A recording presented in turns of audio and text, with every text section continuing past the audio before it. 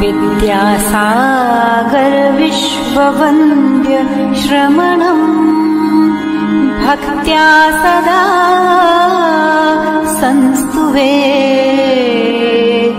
सर्वोच्चं यमिनं विनम्य परमम् सर्वार्थसिद्धिप्रदम् ज्ञानध्यान तपोभिरक्तमुनिपम् विश्वस्य विश्वाश्रयम्